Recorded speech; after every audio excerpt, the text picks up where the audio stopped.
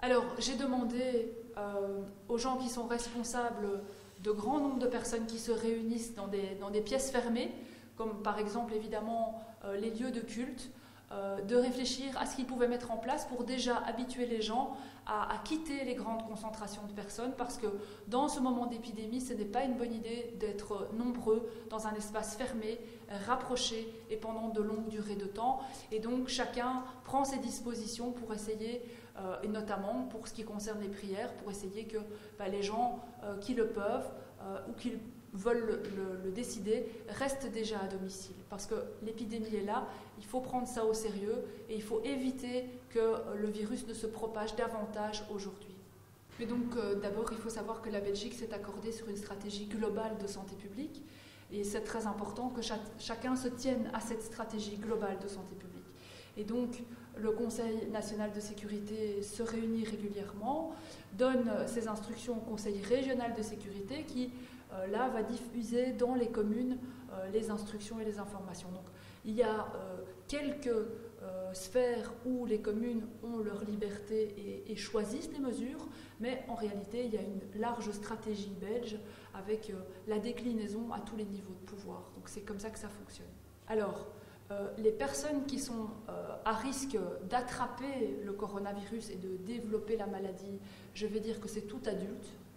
Par contre, les personnes qui sont à risque d'avoir des complications et qui ont un risque de décès élevé, ça, ce sont les personnes plutôt âgées ou qui présentent une maladie particulière en plus de leur âge. Et on entend par là surtout des problèmes cardiovasculaires, des problèmes de cœur, des problèmes de poumons ou du diabète. Ça, ce sont des personnes qui vont être plus à risque de développer des complications, voire de décéder. Alors, la région a pris la décision d'interdire les rassemblements de plus de 1000 personnes dans un lieu fermé. Alors ça concerne évidemment les salles de concert, ça concerne toutes sortes de spectacles. Le monde de l'événement et du spectacle est en train de tout doucement aller à l'arrêt avec ces mesures-là. Et puis ça concerne aussi quelques lieux de culte. Et sur ma commune, il y a au moins 3 lieux de culte qui régulièrement accueillent plus de 1000 personnes. Et donc ceux-là aussi sont concernés. On leur demande soit de fermer, soit de diminuer le nombre de personnes présentes dans la même pièce au même moment. Alors, je vais peut-être rappeler les mesures les plus importantes. La première mesure, et c'est certainement la plus importante, les gens malades doivent rester chez eux. Ça signifie tout qui a de la toux, de la fièvre, ou de la toux et de la fièvre, ou je dirais même qui a de la fièvre et un nez qui coule. Donc la fièvre est centrale, la toux est centrale. Si on a une combinaison avec de la toux, de la fièvre, je conseille de rester à la maison, de ne pas se rendre à la consultation, mais d'appeler son médecin, de prendre conseil avec son médecin.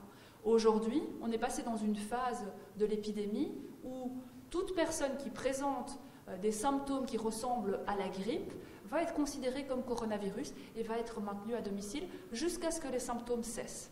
Alors c'est extrêmement difficile de savoir si ou quand il y aurait une fermeture des écoles, parce que c'est une balance entre le bénéfice de la mesure et les problèmes engendrés par la mesure. Et donc les bénéfices qu'on attend d'une fermeture des écoles, c'est diminuer la propagation du virus entre les enfants, mais les risques de l'autre côté de la fermeture des écoles, c'est qu'on doit alors héberger les enfants à la maison. C'est souvent les grands-parents qui s'en chargent, alors que les grands-parents sont groupe à risque, et que finalement la dissémination ne va pas forcément être moindre, elle pourrait même être plus élevée. Et enfin, il faut savoir que lorsque les enfants retournent à la maison, il y a une série de métiers qui s'arrêtent parce qu'il y a des parents qui doivent rester à la maison. Et ça, c'est extrêmement compliqué à gérer dans un contexte d'épidémie.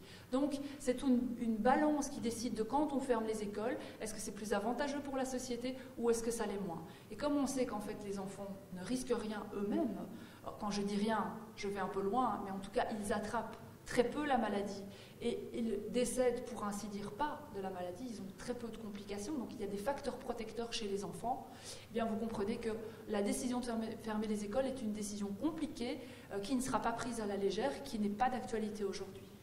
Alors, se laver les mains 3-4 fois par jour, certainement se laver les mains quand on revient de l'extérieur et qu'on rentre dans la maison, éviter de se faire la bise, de se serrer la main. Ça, ce sont les 2 mesures principales. Et je le répète, les malades doivent rester chez eux. Ça, c'est extrêmement important parce que c'est eux qui vont disséminer le plus la maladie. La maladie, elle se dissémine par les expectorations, que ce soit de la bouche, que ce soit du nez. Et si on se frotte les yeux, on peut transporter également le virus. Donc, les malades à la maison, laver les mains à l'eau et au savon, plus de 40 secondes le lavage. Donc ça veut dire aussi les ongles, ça veut dire entre les doigts, le dos, la paume, bien laver les mains. Et éviter de faire la bise, éviter de serrer la main. Merci beaucoup. Je vous en prie.